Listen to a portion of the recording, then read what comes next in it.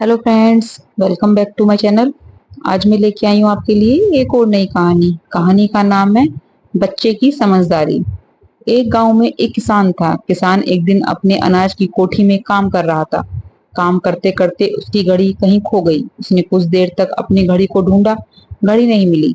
मायूस हो गया, और मायूस होना सही भी था। उस घड़ी को किसान के पिताजी ने उपहार स्वरूप दी थी। उस घड़ी से किसान का काफी लगाव था। एक बार फिर अपनी घड़ी को ढूंढने की कोशिश करने लगा।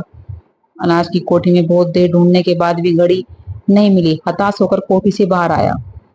उसने देखा बाहर कुछ बच्चे खेल रहे हैं। उसके दिमाग में आइडिया चलने लगा। किसान ने सोचा कि मैं अकेला कब तक ढूंढता रहूंगा, क्यों ना इन बच्चों को भी घड़ी ढूंढने में लगा दूं। उसने घड़ी ढूंढने के बदले बच्चों को इनाम देने के लिए कहा। बच्चे इनाम के लालच में तुरंत मान गए। अब सारे बच्चे कोठी के अंदर जाकर घड़ी ढूंढने लगे। बच्चे जितना ढूंढ रहे सकते थे उतना ढूंढा, पर घड़ी नहीं मिली।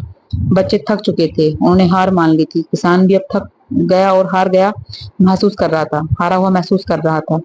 बच्चों के जाने के बाद वह हताश होकर और परेशान होकर बैठ गया। कुछ देर बाद एक बच्चा वापस आया, आकर किसान से बोला, क्या मैं फिर से घड़ी ढूंढ सकता हूँ? किसान ने कहा, ठीक है। बच्चा फिर से कोठी के अंदर गया और थोड़ी देर में घड़ी के साथ वापस लौटा। किसान ने देखा बच्चा अपने हाथों में घड़ी लेकर वापस लौटा है। किसान को खुशी का ठिकाना ना रहा। किसान को समझ नहीं आ रहा था, जिस घड़ी को उसने इतने देर ढूंढा और इतने सारे बच्चों ने ढूंढा, उस समय वह घड़ी नहीं मिली, अब कैसे मिल गई?